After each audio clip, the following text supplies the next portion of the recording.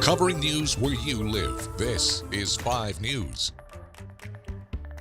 Well, thank you for joining us here for the latest news and weather where you live. I'm Joe Ellison. The University of Arkansas is working with the Department of Health to identify an E. coli outbreak in northwest Arkansas. Right now, a few hospitalizations have been reported from this.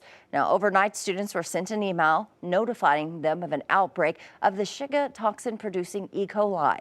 According to this email, this started more than a week ago, and their concern right now is preventing further spread of the transmissible bacteria. They're working closely with the Arkansas Department of Health to investigate the source of this. According to that email as well, information sent by the ADH, E. coli is bacteria that normally lives in the intestines. People infected with the toxin can experience severe stomach cramps, vomiting, or in extreme cases, kidney failure. The email says most recover without treatment after 5 to 7 days. These symptoms, though, can start 3 to 4 days after swallowing the bacteria. Now, we have much more on this outbreak at 5newsonline.com. We will be following any developments throughout the day.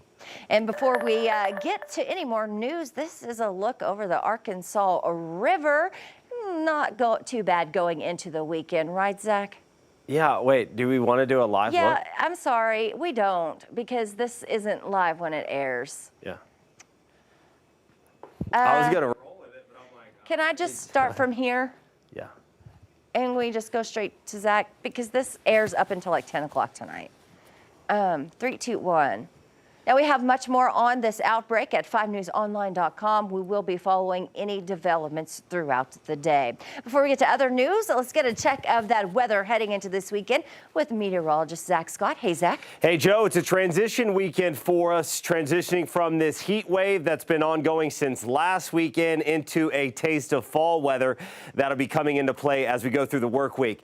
We started to see some spotty showers, so we could see a change. That high pressure, that blocking high starting to weaken. Starting to shift west. We got some spotty showers in the Boston Mountains Thursday. We're going to have another shot for spotty showers in the Boston Mountains for your Friday. I think this will be the area with the best chance. And again, we could see some of those spill out of the Boston Mountains into the River Valley. A spotty shower can't be rolled out anywhere in 5 country, but I think we're definitely going to see those start to fire up right around the higher elevations of the Boston Mountains and then also the higher elevations of the Ouachitas off towards the south. Again, these will get going. Peak daytime heating. We see the sun set. We'll lose the energy. We'll lose the fuel. Showers will start to fizzle out. Now, it's going to be a hot one here across the area. Talking about another day for record highs. The record 99 in Fayetteville. If you break the record, that'll be the 6th straight day that you've broke a record here this week. So what a heat wave we've been seeing. Multiple records have fallen for Fort Smith going back to last Saturday. You broke the record yesterday. It's 104 today. I think you're at least going to tie that. Again, 20-30% chance of a stray shower. We'll look for temperatures to be in the 90s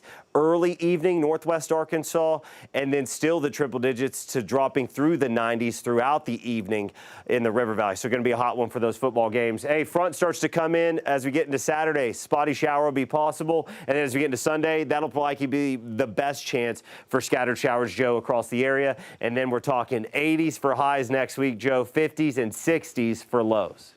Looking forward to that. Thanks, Zach. All right, you can check out the Fort Smith Film Festival. It is back for its 3rd year, and it's all happening today, Friday, and then tomorrow, Saturday, at Temple Live in Fort Smith. This year's theme is meant to celebrate movie makers who struggled with production obstacles during the global pandemic. Brandon Goldsmith tells us there will be 148 movies shown, and filmmakers will have the opportunity to get a distribution deal from Porter and Craig Film and Media. Just a few of the reasons they encourage the community to come and check it out. We have films not only from all over the world, but we have local films, regional films, and national films. So when you come to this festival, you're going to get a taste of films from Fort Smith and Northwest Arkansas all the way to Italy and Australia. Now, if you want to check it out, you can get tickets online or at the door. Meanwhile, a happy and unexpected ending for Melissa Harris. Her pet went missing back in 2020, but now after 3 years apart, she and her furry friend are back together thanks to a microchip. Melissa and her husky mix, Snowy, were reunited on Wednesday. Snowy ended up at the Fort Smith Animal Haven shelter after Fort Smith police say they made an arrest. Now, during that arrest, officers found Snowy in a house. Animal Haven immediately scanned for a microchip. They say that's when they found out that Snowy belonged to Melissa.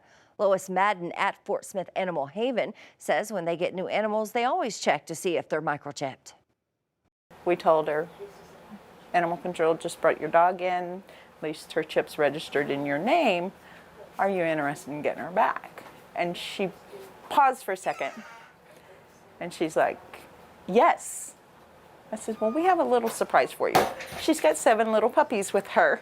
So she was so excited. So that right there alone gives us hope when these animals are microchipped. When they come in here, we think this is somebody's dog. Surely they're going to have a microchip. Then they don't. Well, Lois says as of July 1st, 2 forms of ID on your pet, a microchip and a tag, are required in Fort Smith. She says it's only $10 and an easy way to make sure you and your animal can be found, be brought back together if he goes missing.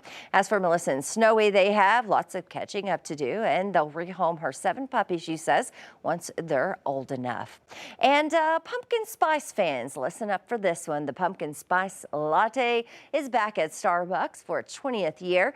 In addition to this, the coffee chain has also unveiled 2 new fall drink flavors: the iced apple crisp oat milk shaken espresso and iced pumpkin cream chai tea latte, as well as a new baked apple croissant. Sounds good, right? All right, well, thank you for joining us here on this Friday. We hope you have a great weekend.